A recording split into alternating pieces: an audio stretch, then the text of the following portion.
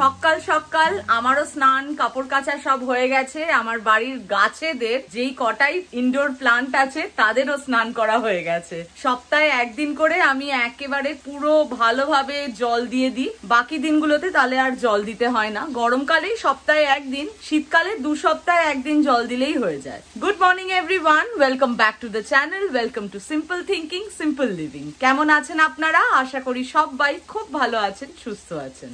আজকে আমাদের 3 জনের জন্যই বেশ হ্যাপেনিং একটা দিন। আজকে আমাদের ক্যাম্পাসে কার্নিভাল আছে, তারপরে আমারও পটলাক আছে, মানে রুষার আর আমারও পটলাক আছে। এছাড়া অরিত্ররও পটলাক ঠিক নয়, বন্ধুর সাথে দেখা করতে যাবে বলে চিকেন কষা নিয়ে যাবে, দুজনে মিলে খাবে হয়তো। এই যে পেঁয়াজ অলরেডি ভাজতে বসিয়ে দিয়েছি।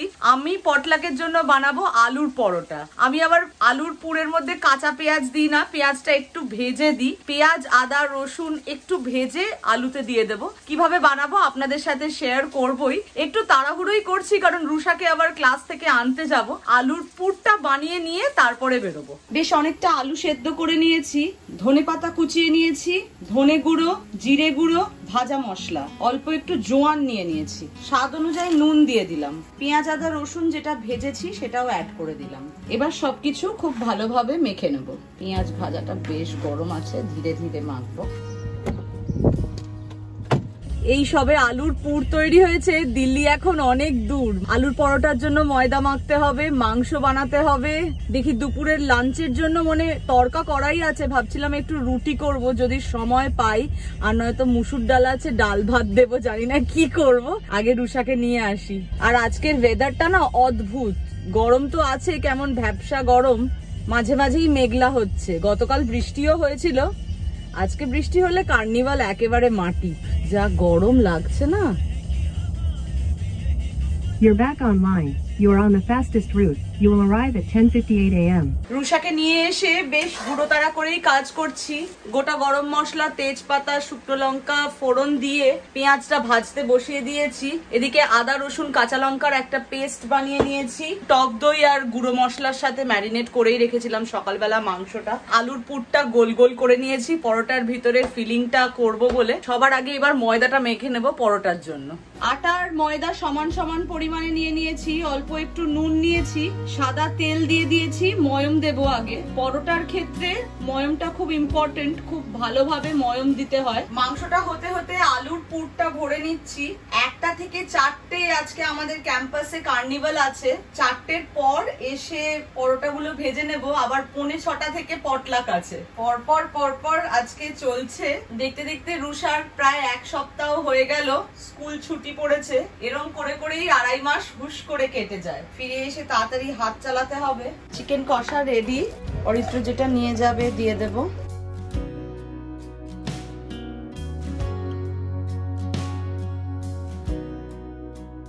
আজকে ওয়েদারটা কার্নিভালের জন্য একদম আইডিয়াল। মাঝে মাঝে মেঘলা হয়ে যাচ্ছে, খুব বেশি রোদ থাকলেও কষ্ট হয়। রুষা এত অস্থির হয়ে গেছে, তাড়াতাড়ি নিজের বন্ধুদের সাথে বেরিয়ে গেছে। ওর জন্য চটি নিয়ে যাচ্ছি এখন। অনেকটা কাজ সেরে এসছি, এখনো অনেকটাই বাকি আছে। পরোটা তো একটু সময় লাগে, লুচির থেকে বেশি সময় লাগে, সেকে তারপরে ভাজতে হবে। এই দেখুন, কথা বলতে বলতে রোদ উঠে গেল আবার।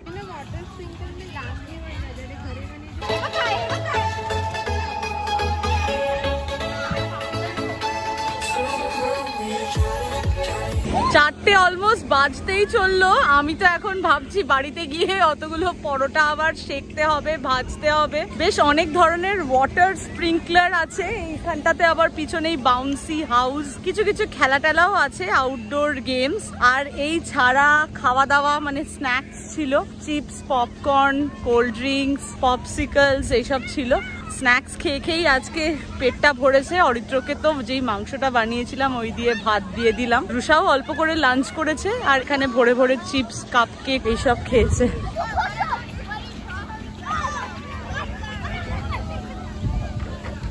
পুরো ভিজে মানে চপ চপ করছে একদম। ওয়াটার বেলুন ছিল, ওগুলো আমার গায়ে ছুটতে চাইছিল। একবার স্নান করে নেবার পর আর ইচ্ছে করে না আবার জামা কাপড় চেঞ্জ করতে। আর এরপরে মোটেও ক্লিন ওয়াটার না, ওটা এরকম কাদা ঘাস সব মিশে গেছিল ওর মধ্যে। প্রথমে তো ক্লিন থাকে, তারপরে নোংরা হয়ে যায়। ভেবেছি এই টপটা পরেই পটলাকে চলে যাব, একেবারে রাত্রিবেলা যখন শোয়ার আগে গা ধুই সেরকম ধুয়ে নেবো। গিয়ে সোজা বাথরুমে ঢুকবে, বসবে না কিন্তু, ঠান্ডা লেগে যাবে, একদম মাথা ভিজিয়ে স্নান করতে হবে। এসে থেকে যা গরম লাগছে, টঙে একটা খোপা বেঁধে নিয়েছি, এইবার কাজ শুরু করার পালা। এরম ভাবে পুরটা ভরে লেচি কেটেই গেছিলাম, এবার বেলে সেকে তারপরে ভাজবো। অল্প একটু আটা দিয়ে বেললে তাহলে আর ফেটে যায় না। দাঁড়িয়ে দাঁড়িয়ে আলুর পরোটা বানানোর সবচেয়ে কঠিন কাজটা করছি। ধৈর্য ধরে দাঁড়িয়ে দাঁড়িয়ে সেকা আর ভাজা। বলে না সারাটা দিনের মধ্যে কিছুটা সময় নিজের সাথে কাটানো উচিত, এই এখন আমি সেই কাজটাই করছি। এতগুলো পরোটা ভাজতে ভাজতে নিজের সঙ্গে ভালোই সময় কাটানো হয়ে যাচ্ছে। 17-18টা পরোটা হয়েছে টোটাল। 5টা করে ভেজে নিচ্ছি। যখন কলেজে পড়তাম যে যার নিজের টিফিন নিয়ে যেতাম, একজন বন্ধুর মা খুব টেস্টি আলুর পরোটা বানাতো। ও রোজই প্রায় টিফিনে আলুর পরোটা নিয়ে আসতো। ম্যাক্সিমাম মেরে কেটে একবার পেত, বাকি পুরোটা আমরা কেড়ে কুড়ে খেয়ে নিতাম। ওইসবই ভাবছিলাম দাঁড়িয়ে দাঁড়িয়ে পরোটা ভাজতে ভাজতে। আমাদের ভারতীয়দের কত ধরনের খাবার, আর প্রতিটা খাবারের কত রকমের স্মৃতি। ভাজতে ভাজতে কোমর ব্যথা হয়ে গেছে। মোটামুটি সবকটা ভাজা হয়ে গেছে, এই লাস্টটাই চলছে। এটা হয়ে গেলে যে কটা বাসন পড়েছে মেজে তারপরে বেরোবো। হন্তদন্ত হয়ে খাবার প্যাক করে বেরিয়ে পড়েছি। একটু দেরি হয়ে গেছে, আজকে হাঁপিয়ে গেছি। প্রতিদিনই বলি হাঁপিয়ে গেছি, সত্যি আজকে হাঁপিয়েছি। খুব একটা বসার টাইমই পাইনি একদম। রাত্রিবেলা তো খেয়ে দেই আসবো, এসে আর বেশি কাজকর্ম নেই।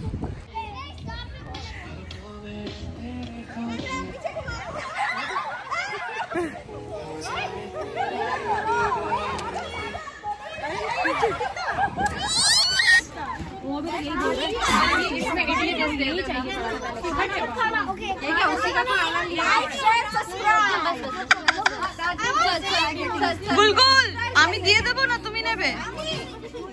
এইভাবেই হইচই হাসি ঠাট্টার মধ্যে দিয়ে আজকের দিনটাও কাটিয়ে ফেললাম। আশা করি আজকের ভিডিওটাও আপনাদের ভালো লেগেছে। যদি ভিডিওটা ভালো লেগে থাকে, do like, share, comment and subscribe to simple thinking simple living. আবারও দেখা হবে খুব শিগগিরই একটা নতুন ভিডিওতে। ভালো থাকবেন, সুস্থ থাকবেন। Bye bye.